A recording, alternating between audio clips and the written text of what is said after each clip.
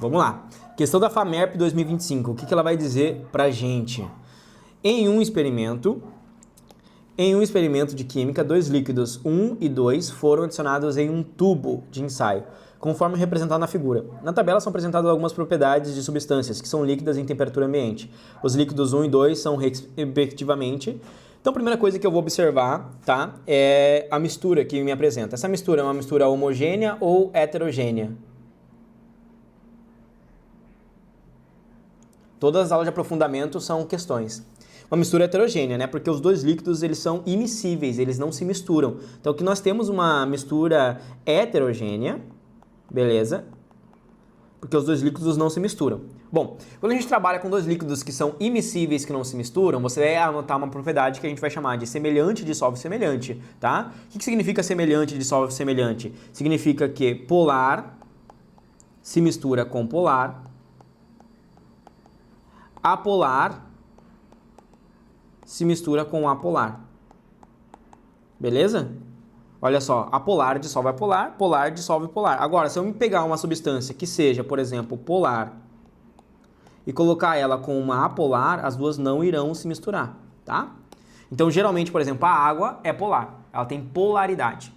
Já, por exemplo, o hidrocarbonetos são apolares. Renato, como é que eu vou saber essa questão de polaridade, tá? Nós iremos estudar isso em química orgânica, daqui a pouco de um modo mais aprofundado. Mas é lista de consolidação, é alto nível, primeira semana você já tem que estar começando a aprender conteúdo avançado, tá? A gente tem que falar sobre polaridade quando a molécula, tá? Olhando para a molécula, olhando para a conformação espacial dela, ok? Olhando para o que está presente nela. Se ela tem, por exemplo, carga, se ela não tem. O NOx, muitas vezes, é o que vai ajudar a gente a enxergar também ali a polaridade. Os elétrons, né? Se tem elétrons livres ou não. Tudo isso vai ajudar a gente a enxergar a polaridade de uma molécula, tá? E os elementos possuem eletronegatividade. Alguns elementos são mais positivos, outros são mais eletronegativos. Vamos a um grande exemplo da água. Oxigênio ligado a hidrogênio. Pessoal, quem é mais eletronegativo? O oxigênio ou o hidrogênio? Quem é mais eletronegativo? O oxigênio. Então, o oxigênio é mais eletronegativo. Consequentemente, o hidrogênio é mais positivo. Agora, aqui ele também é mais eletronegativo. E aqui é mais positivo. Agora, como é que eu vou saber que a água é polar? Porque eu vou analisar o vetor da polaridade. Para onde aponta um vetor? O vetor sempre indica uma direção. Então, você vai me dizer, Renato, o vetor da polaridade, ele sai do hidrogênio e aponta para o oxigênio. Quem é mais eletronegativo? Você me disse, o oxigênio. Ó. Quem é mais eletronegativo? O oxigênio. Pessoal, quando eu tenho um vetor apontando para cá e um outro para cá, faz sentido você entender que eu vou ter um vetor resultante apontando para cima? Faz sentido? Sim, né? Teremos um vetor apontando para cima. Se eu tiver um vetor, por exemplo, assim, olha só. Se eu tiver um vetor que aponta, olha só, um vetor que aponta para cá e um vetor que aponta para cá, qual que será o vetor resultante? Nulo. Eles se anulam, não é? Agora, vamos pegar aqui uma determinada molécula, como o O2, o oxigênio. Qual a polaridade aqui do oxigênio? Quem é mais eletronegativo? Ué, os dois são iguais. Vamos pegar um outro exemplo. Carbono, CO2. Carbono, opa, peraí que minha caneta está falhando. Carbono ligado ao oxigênio, ligado ao oxigênio. Quem é mais eletronegativo? O oxigênio. Então, o carbono é positivo. Quem é mais eletronegativo? O oxigênio. Então, o carbono é positivo. Para onde aponta o vetor da polaridade? A seta aponta para o oxigênio. A seta aponta para o oxigênio. Então, essa molécula é polar ou apolar? Ela é apolar. Por quê? Porque esse vetor está anulando com o outro. Então, a molécula é apolar. Isso significa que o CO2 é apolar. Tá fazendo sentido para vocês? Nós estamos entrando já em química orgânica aqui, tá? Química inorgânica e orgânica, ok? Oi, pode falar. Isso está interligado àquelas cadeias insaturadas para desaturados e a distribuição eletrônica ou não tem nada a ver? Não está ligado à cadeia saturada e insaturada, está ligado à eletronegatividade. Quem é mais eletronegativo? Quem é mais eletropositivo? Tem a ver com tabela periódica. A gente olhar para a tabela periódica, tá? Beleza? Mas isso depois a gente vai aprofundar. Sim, esse conteúdo nem é daqui. Esse conteúdo é daqui mais ou menos umas 7 semanas, tá? Por isso que é uma aula de aprofundamento. Assim, ano passado eu não consegui estudar isso, né? Aí não vi distribuição eletrônica, nada. Aí não consigo entender ainda essas ligações do carbono, essas coisas. Sim. A semana que vem a gente vai entrar em distribuição eletrônica, né? Hoje é uma aula de aprofundamento, então a ideia é que a gente não fique em questões de fixação, né? A gente entre realmente no aprofundamento máximo. Agora, olha só. A eletronegatividade do elemento vai depender da posição dele na tabela. Por exemplo, se eu for analisar, se eu tiver aqui oxigênio, tá? E flúor, quem é mais eletronegativo? O flúor. O flúor é o elemento mais eletronegativo da tabela periódica. Vocês vão precisar ter isso de cabeça, tá? Todas as eletronegatividades vocês vão precisar saber quem é mais e quem é menos. A gente vai treinar muito isso, assim, fazendo as questões.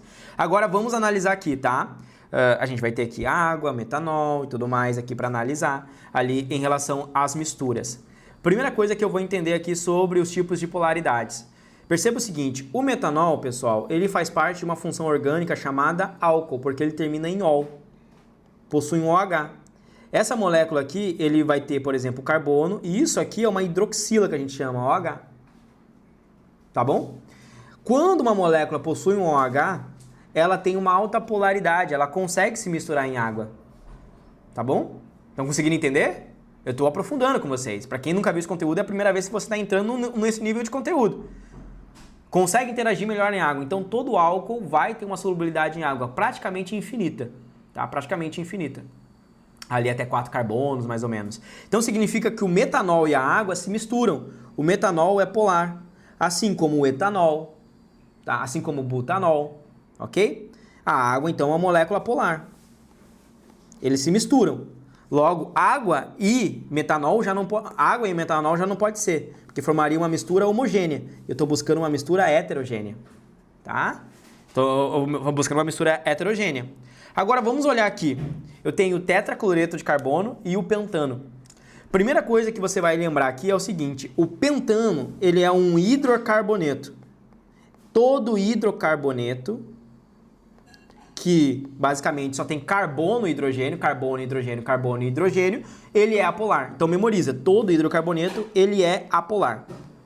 Tá? Ele é apolar. Quando nós montamos a cadeia, ele vai ficar assim, ó, carbono ligado a carbono, ligado a carbono, ligado a carbono, aí vai ter hidrogênio, hidrogênio, hidrogênio, hidrogênio. Renato, mas daí por que ele vai ser apolar? Ora, porque basicamente o vetor vai apontar para cá, que é mais eletronegativo. O vetor vai apontar para cá, que é mais eletronegativo. O vetor vai apontar para cá, que é mais negativo, ok? E aí os vetores começam a se anular. Olha só, o vetor aponta para cá, que é negativo. O vetor aponta para cá, que é negativo. Os vetores começam a se anular. Um para cima e um para baixo. Um para cima e um para baixo. Aqui eu vou ter um hidrogênio. Aqui eu vou ter um hidrogênio. Aqui eu vou ter um hidrogênio. E aí o que acontece? Esse vetor também aponta para cá. Então ele se anula. Vocês entenderam agora da onde vem polaridade? Polar e apolar?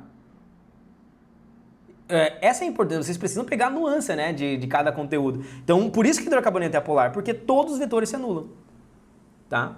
Todos os vetores vão se anular, ok? Uma insaturação alterar alguma coisa? Não altera nada na polaridade ali, tá? Não vai alterar, porque a polaridade a gente está analisando basicamente eletronegatividade, ok? Vamos lá. E por que o tetracloreto de carbono é apolar? O tetracloreto de carbono vocês vão estudar muito ele, porque ele é utilizado na lavagem a seco. Lavagem a seco. Inclusive é por causa dele que nós temos emissões de CFCs, os clorofluorcarbonetos.